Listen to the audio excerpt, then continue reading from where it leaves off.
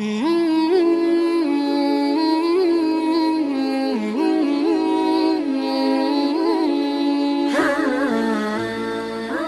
যাইতো, যখন চলে যায় তখন তার পেটের স্ত্রীর পেটের ভিতরে সন্তান রাইখা যায়।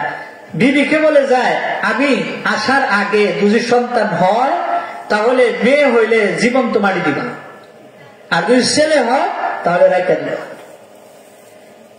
কিতাবের মধ্যে আছে যখন দাহিয়াতুল কলবি ব্যবসা করার জন্য চলে গেছে, দাহিয়াতুল কলবির গর্ভে, তার স্ত্রীর গর্ভে মেয়ে সন্তান জন্ম নিছে। সন্তানটা এত বড় হয়ে গেছে, এত সুন্দর হয়েছে, মার মনে মহাব্বত, কতক্ষণ আগে বলেছি, মার মনে এত মহাব্বত আল্লাহ তাআলা দিছে, এত মায়া দিছে। মা কিন্তু নিজের হাতে জীবন্ত মেয়েটাকে দাফন করতে চায় না। এত সুন্দর হয়েছে, মা সুন্দরী দেখিয়া নাম রাখছে জামিলা। জামিলার নাম রাখছে।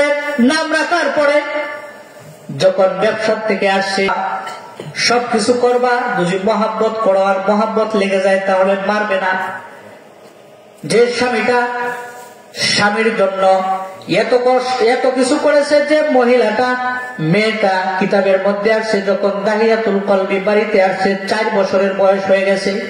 4 বছরের বয়সের মহিলাটা, মেয়েটা, কন্যাটা বড় হয়ে গেছে, বাবাকে পানি আগায়া দিতে জানে, বাবাকে আদর করতে পারে, বাবাকে বাবা বলে ডাক দিতে পারে। যখন বাড়ির মধ্যে আসছে তখন যখন বাবা বলে ডাক দেয়, ওজুর পানি আগায়া দেয়, সবকিছু করে, 1 গ্লাস পানি আগায়া দিতে পারে, সবকিছু করে, বাবা বলে ডাক দেয়।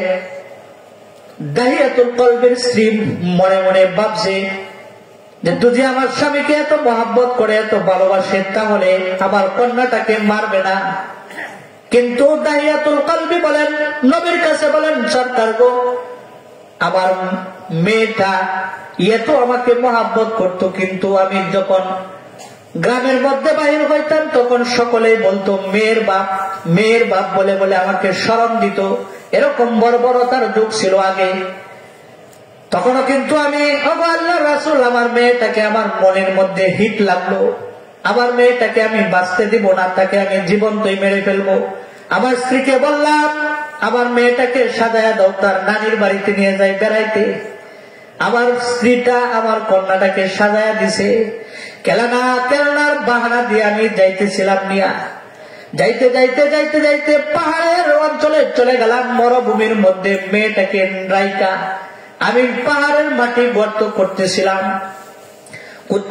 গর্ত করতেছিলাম। আর আমার মেয়েটা কচি হাতে, আমার শরীর থেকে গাম বাহির হইতো, দায়ের মধ্যে মাটি লাগতো, আর বলতো, বাবা কেন এত কষ্ট করেন, আপনি এত কষ্ট করেন কেন, মরুভূমির মাটি কেন এত কষ্ট করে খুঁড়তেছেন, কষ্ট করতে হবে না, চলেন বাড়িতে চলে যাই, আপনারা বলেছেন আমাকে নানির বাড়ি বেড়াইতে নিয়ে যাবে।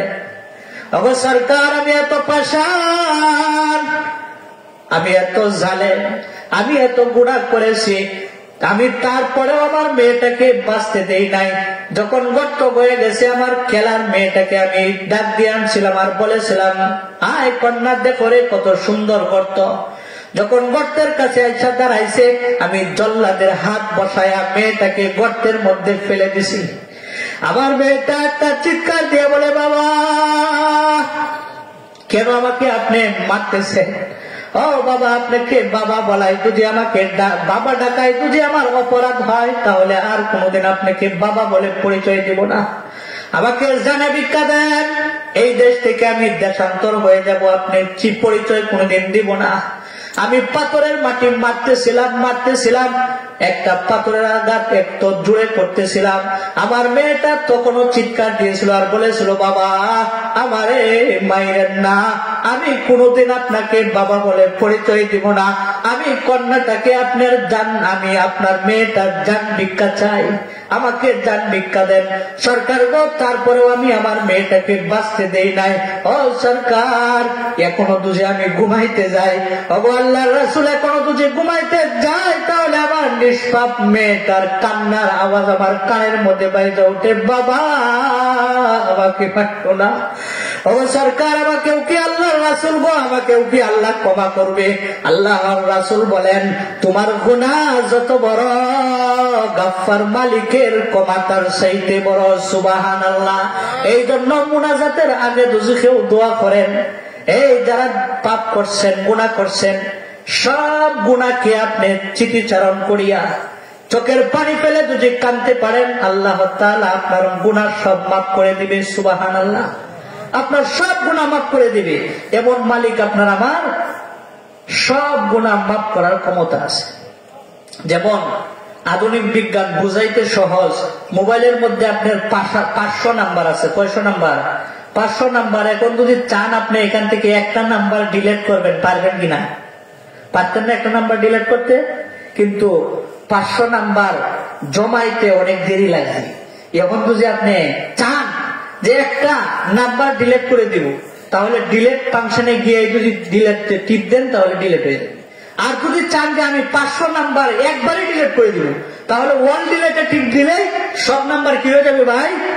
ডিলিট হয়ে যাবে। আধুনিক বিজ্ঞান যদি মোবাইলের মাধ্যমে এরকম হয়, তাহলে কি আপনারা আমার মালিক কি এর চাইতে ছোট না বড়? বলেন। এই গুনাহ নামক ওয়াল ডিলিটে টিপ দেন, চোখের পানি ফেলে কাঁদবেন আর বলবেন, আল্লাহ যত গুনাহ করছি সব বলে করছি, শয়তানের ধোঁকায় করছি, না জানিয়া করছি, না বুঝিয়া করছি, আল্লাহ আপনি মাফ করে দেন। আপনার আমার মালিকের নাম গাফফার, রহমান, রহিম, সাত্তার।